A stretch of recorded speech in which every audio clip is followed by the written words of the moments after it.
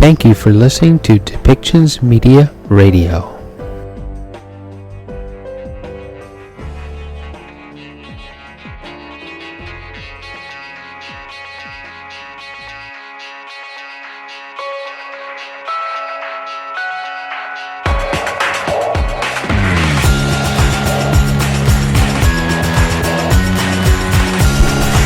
Welcome to Policy and Rights, the show about government policy and human rights.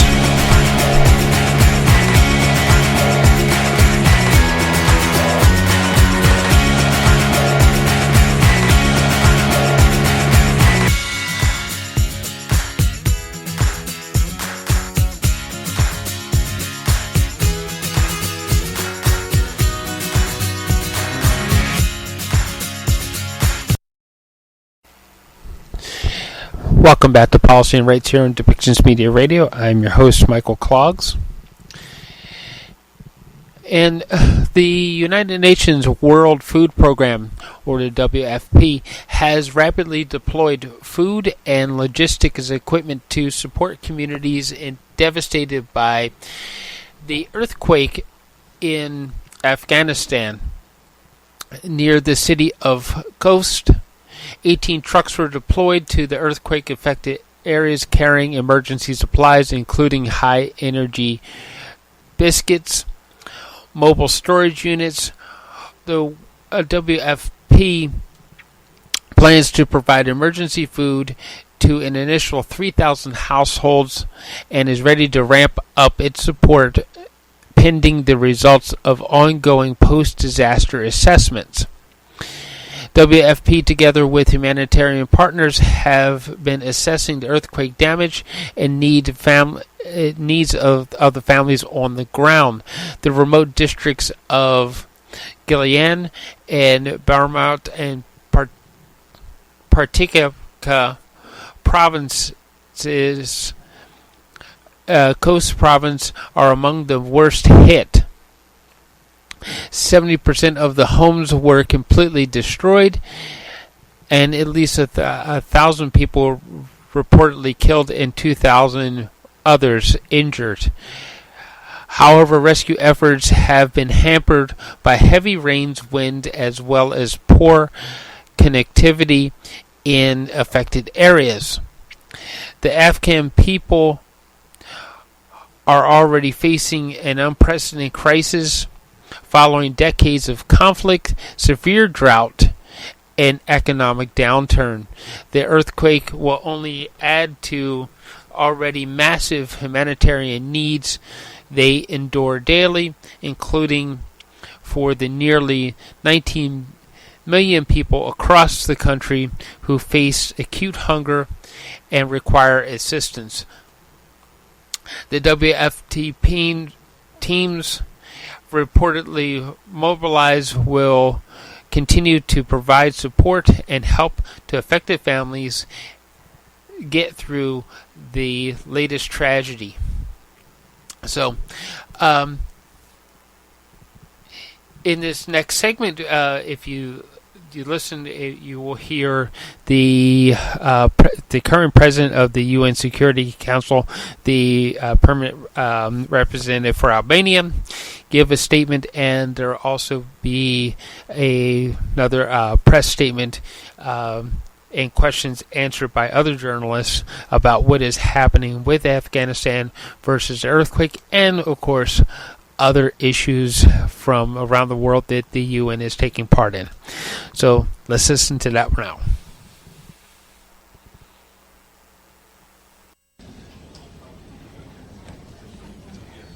Good morning. Today, the Council convenes to discuss the situation in Afghanistan. And before going further with our statement, I would like, on behalf of all the colleagues present here, to express our sympathy and our solidarity with the people of Afghanistan after the earthquake of yesterday, which, according to the news, has caused more than 1,000 victims and many other injured. We will stand in solidarity with the people of Afghanistan and express our deep condolences to the families and wish those wounded a speedy recovery. We, the Security Council signatories of the Statement of Shared Commitments for the Principles of Women, Peace and Security, built on the trio presidency initiative from 2021, namely Brazil, France, Ireland, Kenya, Mexico, Norway, the UAE, the United Kingdom, and my own country, Albania, have come together to express concern regarding the critical situation of women and girls in Afghanistan. Since the Taliban seized power in August 2021, women have been systematically erased from public life. Those protesting have been violently repressed, intimidated, abducted, killed, or subjected to other forms of reprisal. It is deplorable that despite continuous promises and commitments to the international community and to the people of Afghanistan, girls above the 6th grade continue to be denied their education.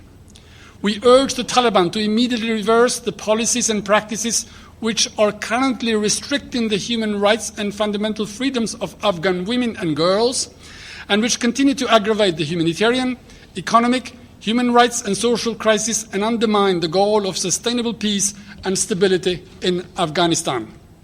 We call on all parties in all circumstances to respect and promote the full enjoyment of human rights of all individuals, including women and girls, and call Afghanistan's obligations to implement the provisions of instruments concerning human rights and fundamental freedoms to which Afghanistan is a state party and by which it is bound, including the Convention on the Elimination of All Forms of Discrimination Against Women, known as CEDAW.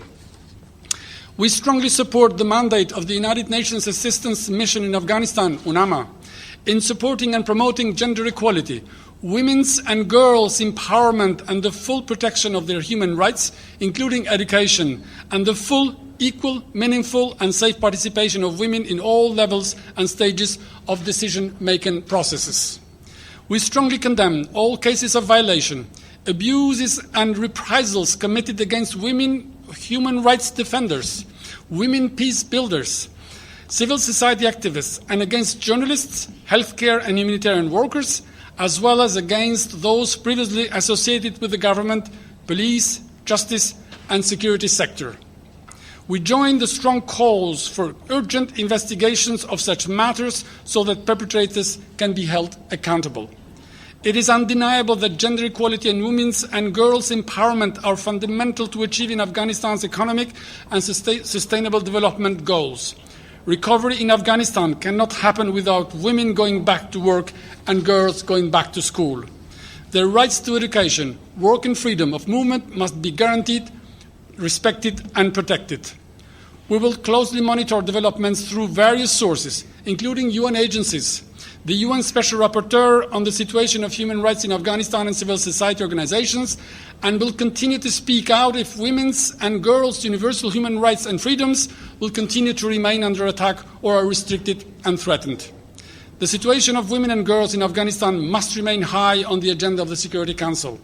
As Council members, we stand with all women and girls of Afghanistan and commit to prioritizing their rights and needs during our ongoing discussions at different levels. I thank you. Ambassador, what can the Council do? I mean, it's been 3 months since the school issue. What can you do? Can you put some teeth behind those words? Thank you.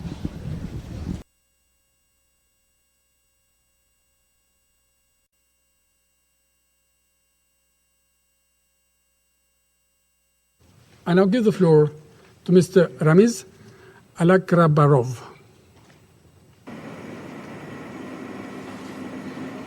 Thank you very much. Mr. President, many thanks for giving me the opportunity to address the Council today from Kabul as officer in charge of UNAMA. As you have noted in your opening, yesterday, a deadly earthquake struck Afghanistan in the early hours of the morning as the people were sleeping. So far, as of the latest information we have received, at very least, nearly 800 people have been killed and more than 1,400 injured, many of them seriously, with several thousand homes destroyed and damaged. Search and rescue operations remain ongoing, and it is expected that the number of casualties will further increase over the coming days, along with the number of the affected communities. In the aftermath of the tremor, humanitarian actors mobilized an immediate response alongside counterparts from the de facto authorities, where the Ministry of Defense is in the lead, dispatching ambulances, medical equipment, trauma kits, medicine, mobile health teams, and emergency supplies, including tents, blankets, plastic sheeting, and food assistance. Interagency assessment teams were deployed immediately on the grounds within hours and remain in place, helping to coordinate and inform the humanitarian response. In the next 48 hours, I will be visiting the affected areas, meeting with the families, first-hand responders, including women's civil society groups who are working to ensure that assistance reaches women and girls and to support overall relief efforts. I will be there with the heads of the UN agencies, delivering aid directly to the communities and the people of Afghanistan, together working on the grounds with relief agencies from civil society and international community. Their efforts are impressive and commendable. I appreciate their heroic works in the last 2 days. I'm sure you will agree that yesterday's earthquake was yet another tragic reminder of myriad dangers which are facing Afghanistan people at this time. My heartfelt condolences go out to the people of Afghanistan, to families and loved ones of those who have lost their lives, and we wish those injured a speedy recovery.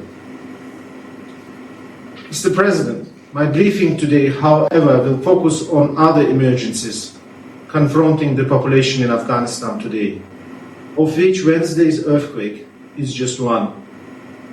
To do so, with your permission, I will focus on 4 points.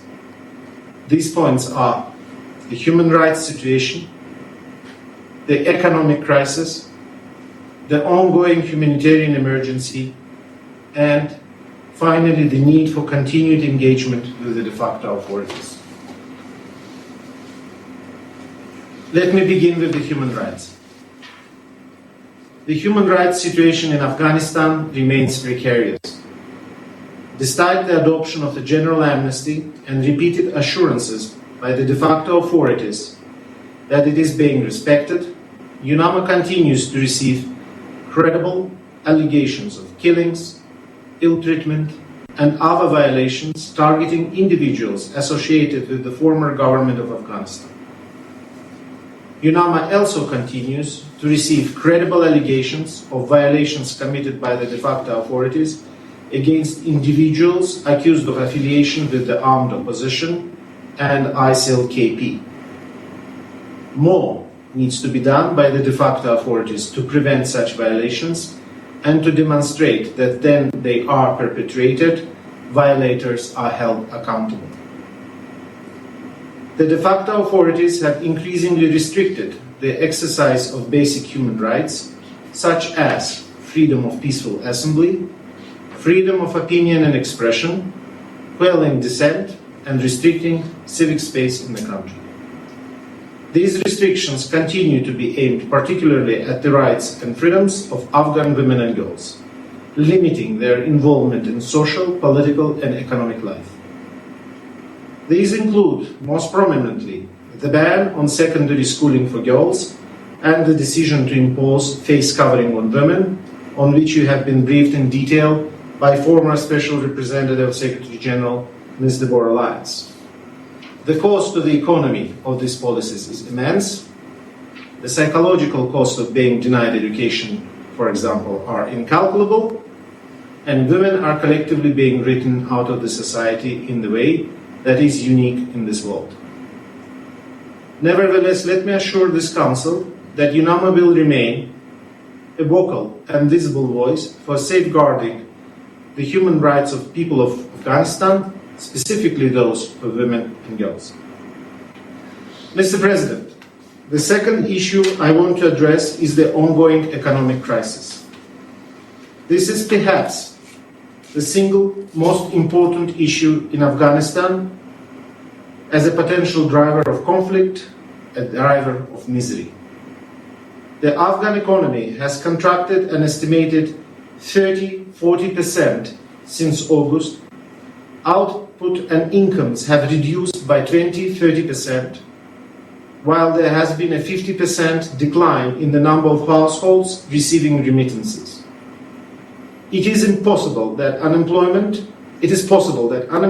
could reach 40% this year, up from 13% in 2021, and some projections indicate that poverty rates may climb as high as 97% by the end of 2022.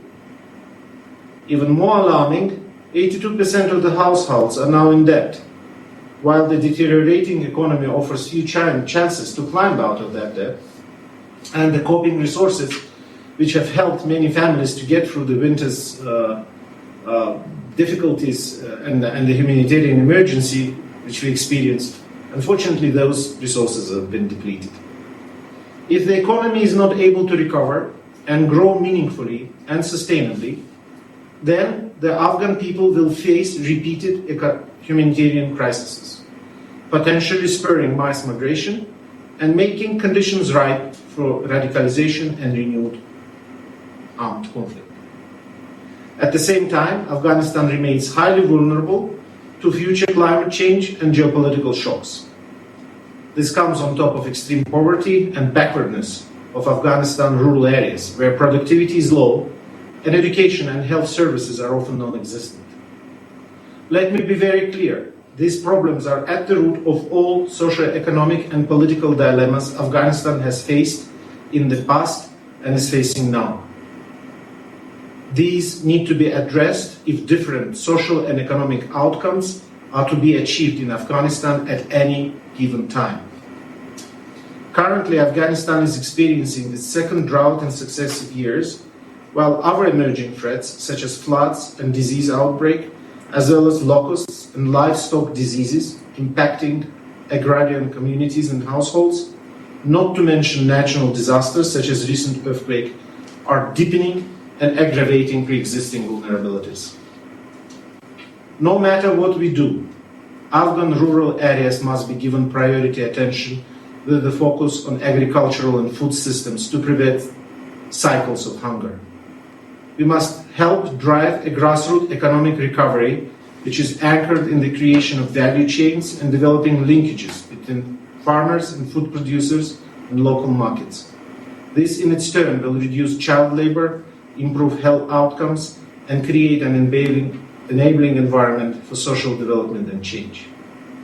It will also pave the way for substitution agriculture to replace the poppy cultivation, allowing us to capitalize on the de facto authorities' recent ban on poppy and narcotic cultivation. While doing so, we need to continue to provide adequate attention to clearance of widely unexploded ordnance of war. This bottom-up approach to economic recovery is shared by the de facto authorities and would help the most vulnerable.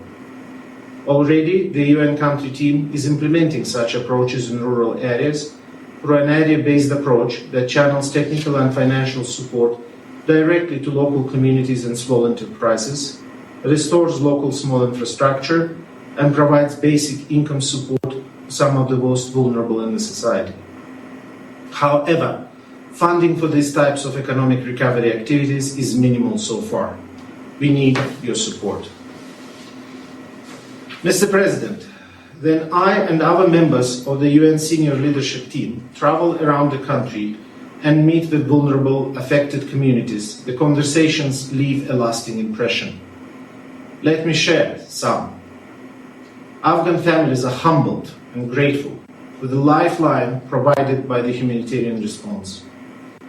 However, during this latest episode of what has been a 40-year-long crisis, they all have three straightforward, simple, and sincere requests. They want jobs to generate more income, just so that they can afford to survive on their own. They want a longer-term response to economic crisis, one that provides them a dignified means of survival and an opportunity to take a look into the future. They want safety, not only for themselves, but also for those they love. and that safety means freedom of movement for all. That includes equally men and women. Achieving this, even in the current operational environment, should be within our reach. With the generous support of donors, the humanitarian community has coordinated a response of unprecedented proportions to Afghanistan's massive humanitarian crisis. Between January and the end of April 2022, humanitarian partners reached 20 million people with at least one form of assistance. 19.3 million vulnerable people with humanitarian needs were helped. Nearly 250,000 cross-border returnees were assisted, 75,000 refugees, and 95,000 people affected by floods and other weather-related events. More than 19 million people were provided with food, more than 5 million with health care, 3 million children under age 5, and pregnant and lactating women were treated for acute malnutrition. 3.3 million received access to clean water, sanitation, and hygiene. 374,000 children with education support. 1.2 million people with shelter and household items. More than 2 million people with protection services. All thanks to international community's generous assistance. Despite these achievements, the humanitarian crisis persists and will require sustained support over the course of 22 and 23. You will receive a more detailed briefing on humanitarian needs from Mr. Martin Griffiths later this morning, the UN Emergency and Relief Coordinator. Fourth, Mr. President, despite all the difficulties I have described sincerely, we firmly continue to believe that a strategy of continued engagement and dialogue remains to be the only way forward for the sake of the people of Afghanistan, as well as for the sake of regional and international security. Let me welcome here the appointment by the UN Secretary General of Ambassador Markus Potzel of Germany as the new Deputy Special Representative of Secretary General for Political Affairs, who will be responsible for leading the political engagement strategy. A few elements here important to note. The Taliban continues to hold power almost exclusively. The emergence and persistence of an armed opposition is in large part due to political exclusion.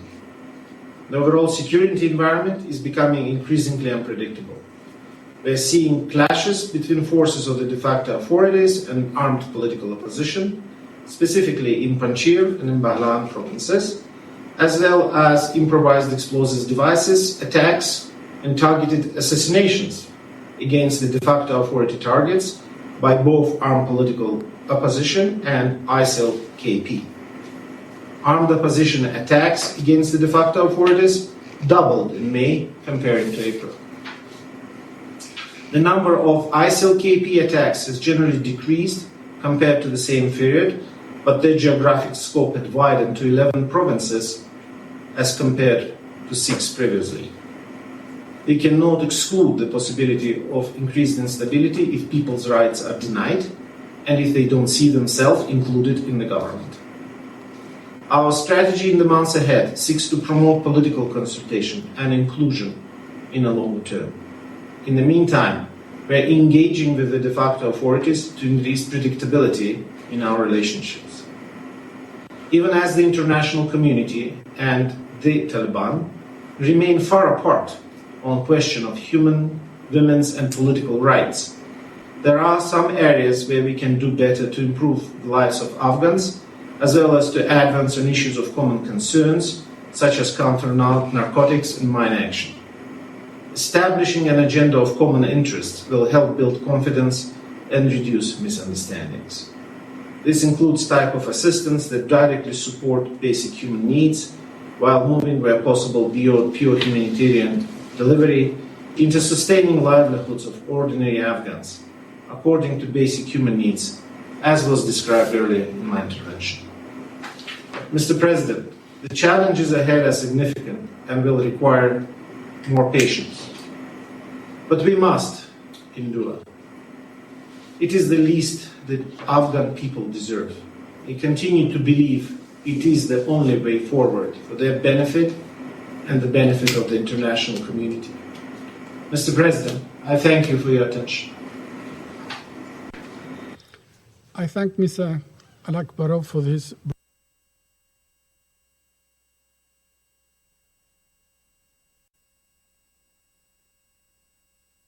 Okay. Hello, good afternoon, everyone.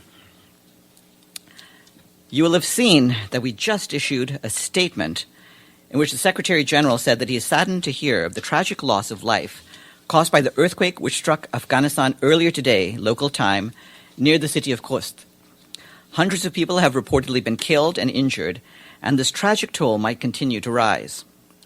The Secretary General said that his heart goes out to the people of Afghanistan who are already reeling from the impact of years of conflict, economic hardship, and hunger. He conveyed his deep condolences to the families of the victims and wishes a speedy recovery to the injured. The Secretary General said that the UN in Afghanistan is fully mobilized and that our teams are already on the ground, assessing the needs and providing initial support. He added that we count on the international community to help support the hundreds of families hit by this latest disaster. Now is the time for solidarity, the Secretary General stressed. On the humanitarian side, our colleagues tell us that numbers are expected to rise as search and rescue operations continue. The World Health Organization and several non-governmental organizations are deploying mobile health teams, medicines, and medical equipment to Paktika and Khost provinces and mobilizing additional medical supplies. WHO has delivered 100 cartons of emergency medicine to the districts of Barmal and Gyan in Paktika. Interagency joint needs assessments will be carried out in both districts in the coming days. The UN Children's Fund has deployed at least 12 teams of health workers to the worst-hit Gyan district in Paktika province, and several mobile health and nutrition teams to Barmal district, also in Paktika, and Spera district in Khost province. The World Food Programme, along with its humanitarian partners, is conducting a vulnerability assessment mission in the remote areas hit by the earthquake. WFP warned that last night's earthquake will only add to the already massive needs, including food insecurity for 19 million people. Our humanitarian colleagues tell us that the de facto authorities are responding, including with search and rescue efforts, but heavy rain and wind are hampering efforts, with helicopters reportedly unable to land this afternoon. Those whose homes have been damaged or destroyed are seeking shelter with family and friends, with some reportedly living in the open. The de facto authorities have delivered food and emergency tents to some of these families, but more assistance is required. Given the unseasonable heavy rains and cold, emergency shelter is an immediate priority. Other immediate needs include emergency trauma care, non-food items, food assistance, and water and sanitation hygiene support. And you will have heard from Ramiz Alakbarov, the resident and humanitarian coordinator for Afghanistan, who briefed just 2 hours ago. You will have seen that in a statement we issued earlier this morning, the Secretary General condemned in the strongest terms recent attacks in Mali. He said he is shocked and outraged by reports that at least 100 civilians were killed in attacks over the weekend, reportedly perpetrated by extremist groups against several villages in the Bandiagara region of central Mali. He added that he is equally appalled by reports that dozens of civilians were also killed in other attacks by extremist groups in the region of Gao, and by the high loss of life and livelihoods in other regions of the country, including in Menaka, where tens of thousands of people have been displaced in recent weeks. The Secretary General expresses his deep condolences to the families of the victims as well as to the people of Mali. He calls on the Malian authorities to redouble their efforts to restore peace and stability to Mali, and reiterates the readiness of our peacekeeping mission there to support these efforts.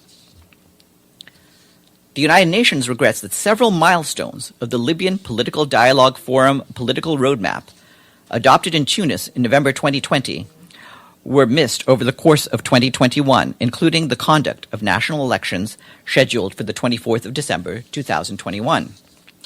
The LPDF roadmap set the expiration of the transitional phase on the 22nd of June, which is today, provided that presidential and parliamentary elections are held by then, which has not been the case. We therefore urge Libyan leaders to refrain from using the date of the 22nd of June as a tool for political manipulation. Instead, we encourage them to redouble their efforts to maintain calm and stability at this critical juncture in Libya's political transition. The United Nations priority in Libya remains to facilitate a return to the electoral process based on a sound and consensual constitutional and legal basis for elections. The UN remains firmly convinced that elections are the only path to address and renew the democratic legitimacy of all Libyan institutions. The Secretary General spoke at the ceremony this morning, honoring the memory of United Nations personnel who lost their lives serving the organization over the course of last year. He said that at this memorial service, we mourn the highest number of colleagues, 485 UN personnel lost in a single year. 70 were military, 1 was police, and 414 were civilian personnel. And he added that they hailed from all corners of the world, 104 nations in all. In their name, the Secretary General said, we vow to carry on with the same dedication and courage that defined their work. May their memory be a blessing and an inspiration to us all, he said. At the Security Council this morning, the head of our peacekeeping mission in the Central African Republic, Valentine Rugwabiza, said that since taking office, she's been particularly involved in efforts to revitalize the political process in the country and to reposition the UN peacekeeping force to better protect civilians. She said that the mission has readjusted its concept of operations, prioritizing more than ever a preventive approach centered on the civilian populations who deserve to be freed from fear, wherever they may find themselves throughout the vast Central African territory. Ms. Rugwabiza will join us here as soon as council consultations are over to brief you on the work of the mission and to answer your questions. Turning to Yemen, the Office for the Coordination of Humanitarian Affairs reports that aid agencies remain concerned that the humanitarian crisis will deteriorate sharply in the coming months, largely due to economic problems, including a weaker currency and higher prices due to the Ukraine war. Yemen's 2022 humanitarian response plan is only 26% funded, forcing essential programs to reduce or close down altogether. This puts millions of lives at risk.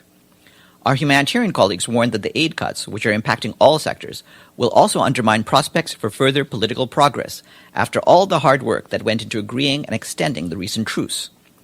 We urge all donors to increase their contributions to the Yemen response plan right away to avoid further deterioration. We also welcome the senior officials meeting on Yemen taking place in Brussels today and tomorrow, co-hosted by Sweden and the European Commission. This meeting is an important opportunity for donors and agencies to strategize on the major challenges facing the Yemen response, including underfunding, access problems, and insecurity. Tor Venesland, the UN Special Coordinator for the Middle East peace process, condemned the fatal stabbing yesterday of a Palestinian man, Ali Harb, reportedly by an Israeli settler near Salfit in the occupied West Bank. He sent his deepest condolences to his family.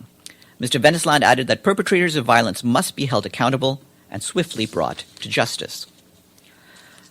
The Food and Agriculture Organization today warned of rising food insecurity levels in Sudan and said it would scale up its assistance to farmers and herders in the country through the end of the year.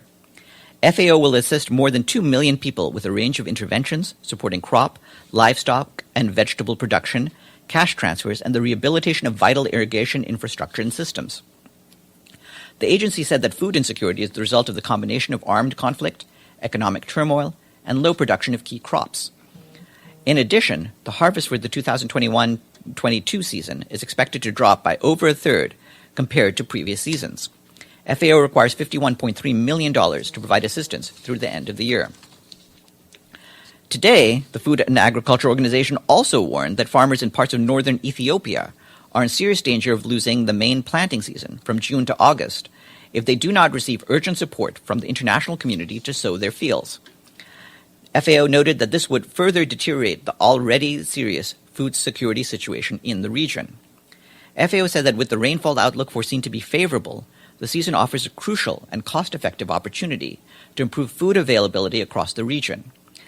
And most farmers in Tigray have completed land preparation and are waiting for the onset of the rains.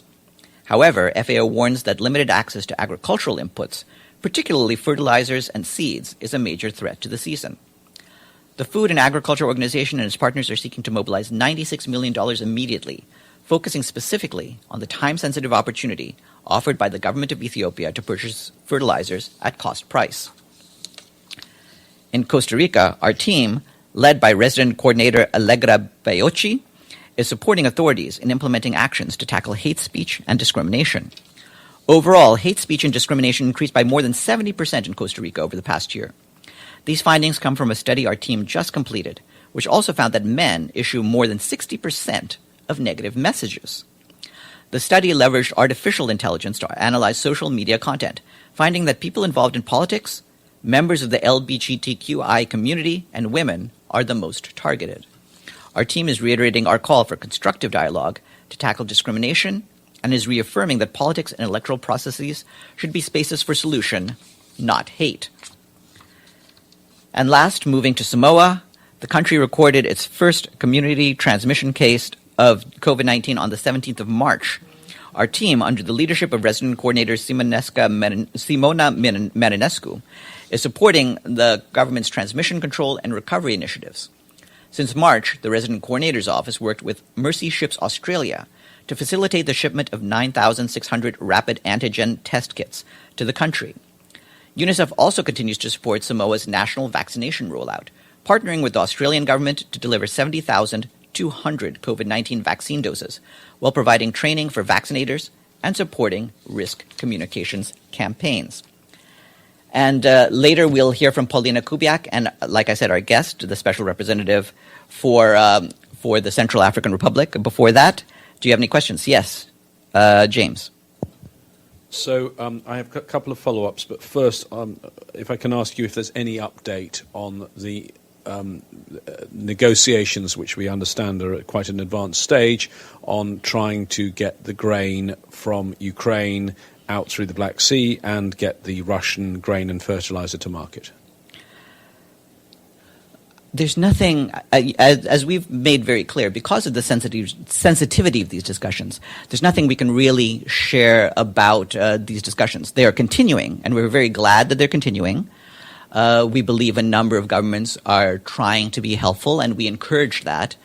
And once we have something specific to announce, we shall. But we're not at that stage just yet. Okay, a couple of follow-ups to things that you said. On Libya, the LPDF, you said that today's date, was being used as a tool for political manipulation. Can you expand on that? I would rather leave it just at that. The entire point is this. When this agreement was made, and remember, it was made in November 2020, a year and a half ago, it was made on the premise that there would be elections. Those elections have not happened. We are continuing to work with the parties to make them happen. Stephanie Williams, as you know, tried to get the parties to agree on a constitutional framework for the elections to be held. There's some issues to be resolved, but she has spoken with the two different sides, and they've both indicated their agreement to come to further consultations. So we're looking forward to setting up those consultations as soon as we can. Okay, and on Mali, Yeah. you talked about the violence that's happened, and particularly the violence this weekend, and the Secretary-General's condemnation of that. Does the Secretary-General believe that some of this is a result of the gap that's left by the withdrawal of the French forces and the French air cover? Is that a factor in this? And what efforts are underway in the peacekeeping department and in MINUSMA to try and come up with a solution to this? And is MINUSMA sustainable if you don't get a fresh member state support for some sort of air support? We've made clear that, and the numbers bear out, the fact that MINUSMA, our peacekeeping mission in Mali, is one of the most dangerous peacekeeping missions we've ever had. We've lost a number of peacekeepers essentially every month for some substantial period of time. So some of that, the risks are due to the conditions on the ground, but certainly we would appreciate more and more expanding support, not just for the mission, but for the Malian people. If you think we're under threat, imagine what the people of Mali must be going through, living under these sorts of conditions. So we're aware of the reasons why different operations have had to be adjusted or withdrawn. But at the same time, the people of Mali do need support, and we are continuing to encourage the governments in the region and outside governments to give more support to the people of Mali. And at the same time, of course, we are also calling on the Malian authorities to redouble their own efforts to restore peace and security to their country. Yes, Abdul Hamid. Thank you. Follow up on Libya. Can you confirm there is a letter came from the President of the Parliament to the Secretary General asking him to relieve Stephanie Williams from her duties? Agila Saleh. Well, remember, Stephanie Williams reports directly to the Secretary General. She is his special advisor. While she is doing this work, the Secretary General is also trying to get a special representative for Libya, and those discussions are continuing. So that is what's happening. I can't confirm any communications with the parties on this. From your statement, the blame was placed squarely on the Libyan people. Don't you see that the Security Council also to blame, and the interference from different countries in the region also to be blamed for this division? I wouldn't say that we're placing the blame simply on the Libyan parties, but it is the Libyan parties who are responsible for their failure to come together.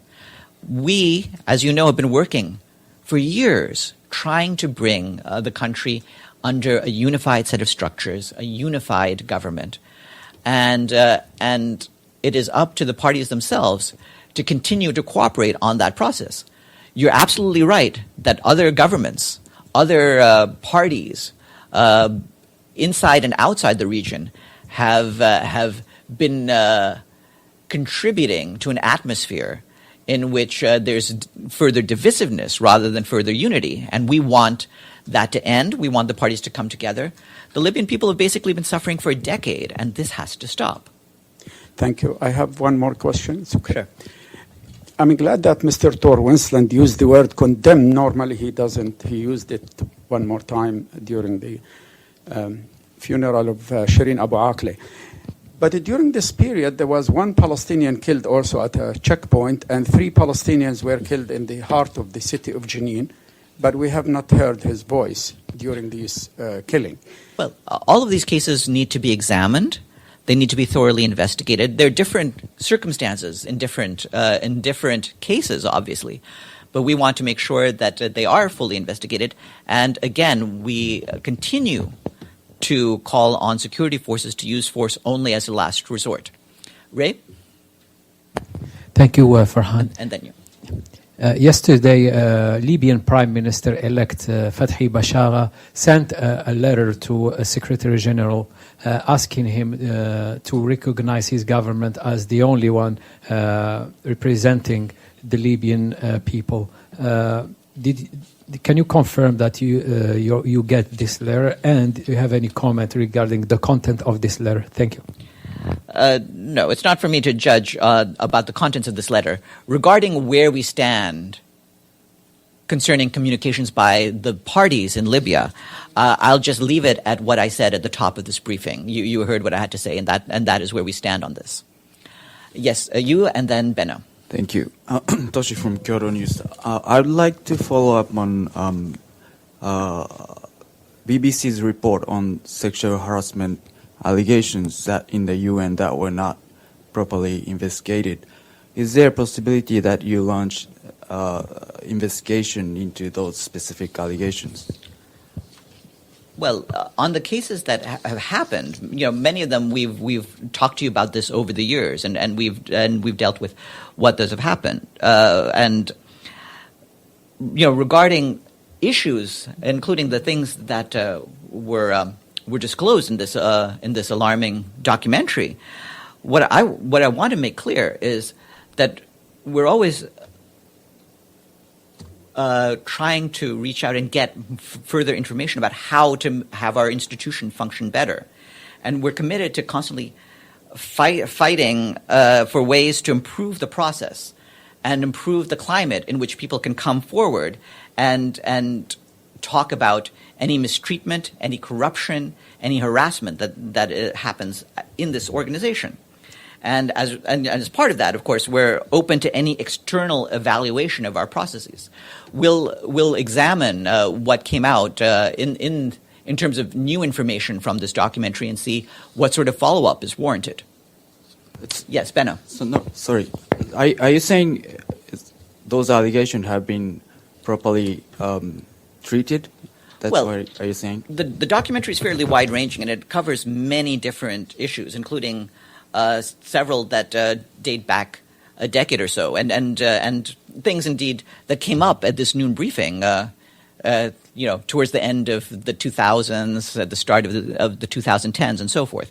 And so we've commented on those, and a lot of those are things that we had dealt with at the time, and I could refer you over to all those past briefings.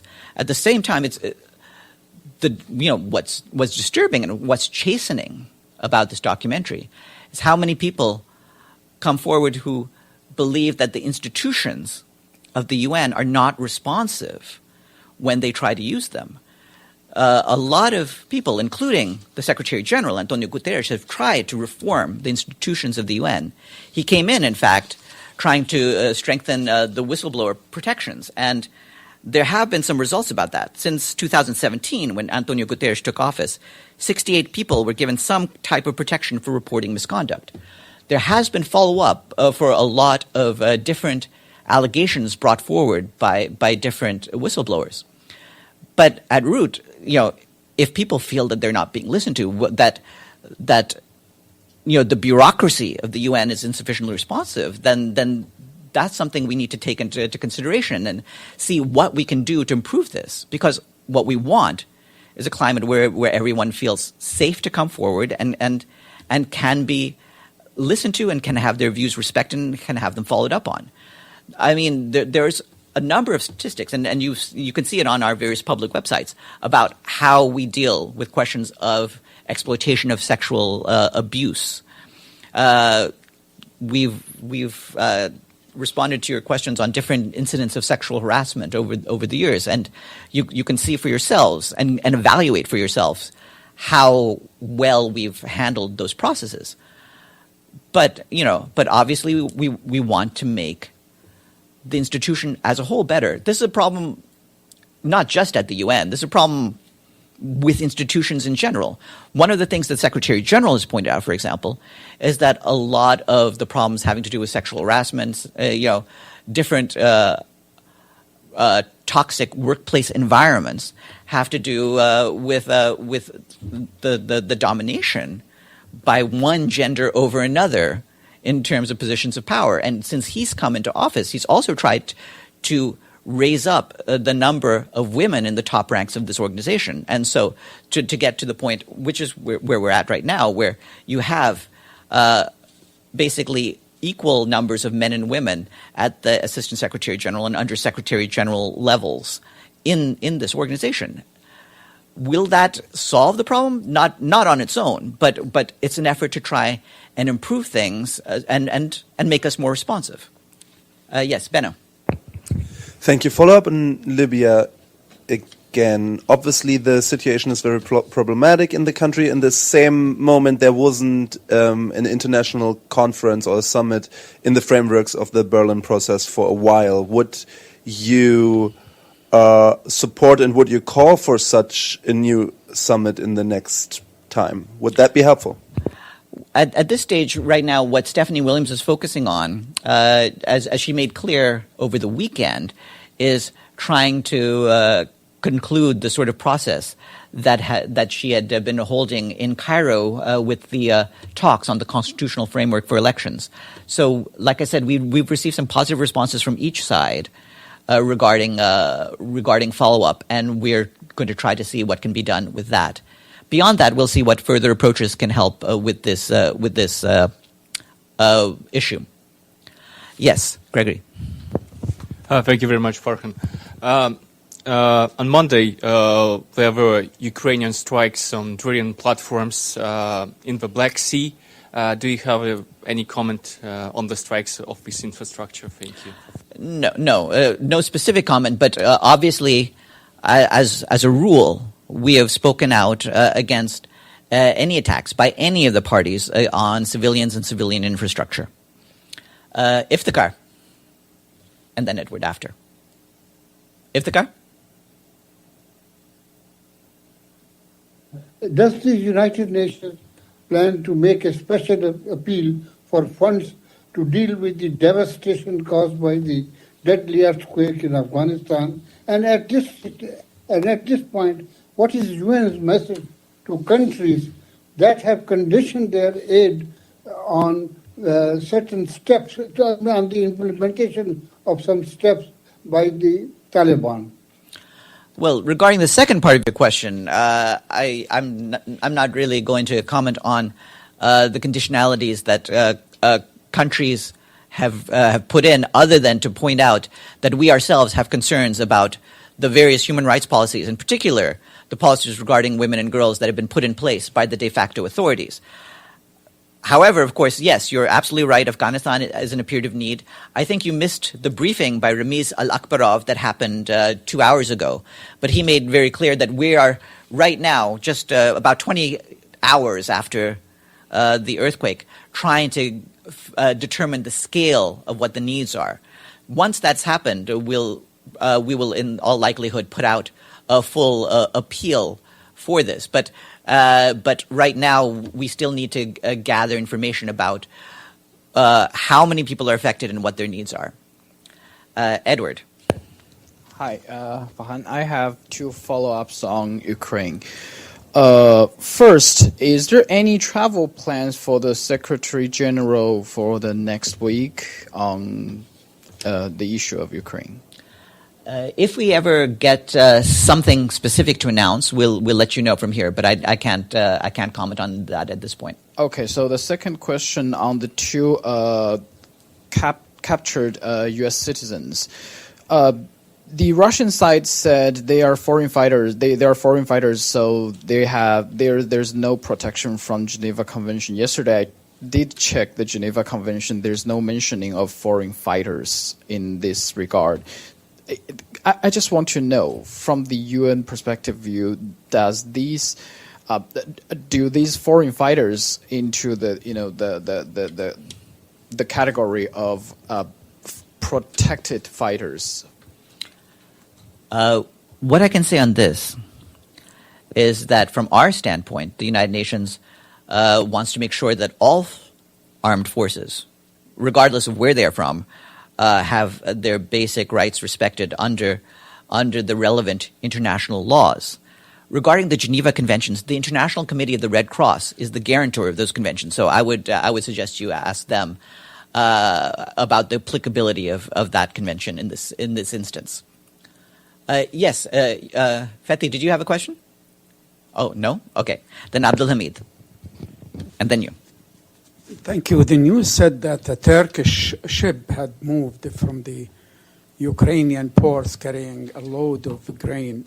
Can you confirm that? And did that come as a result of an agreement among the three parties? Thank you. I can't confirm any such movement. Like I said, once we have concrete results to inform you about concerning the movement of food, fuel, or other assets, we'll do so. But at this stage, although there are discussions, although there's some helpful steps, there's nothing that we have to confirm on this for now. Yes, please. Thank you, Farhan. The position that you just reflect in the statement on Libya, does it mean that the LPTA roadmap is more about tasks, which mean about conducting the elections, rather than deadlines or dates? I think the point that I was getting at was that the transitional phase was based on certain steps for progress. Those have not been met, and what we are encouraging is for efforts to be redoubled so that the sort of roadmap that was spelled out can be achieved. And in the meantime, what we want is for all sides to maintain calm and stability. Acting as if this particular date has any significance for one side or another is not helpful compared to actually working together and working with our special advisor to move forward for Libya. Okay, and with that, I'll turn over the floor to Paulina Kubiak. Once the spokesperson for the President of the General Assembly is finished, we will keep this room open, and the special representative for MINUSCA will come once she's done in the Security Council. So please either stick around or come back for that.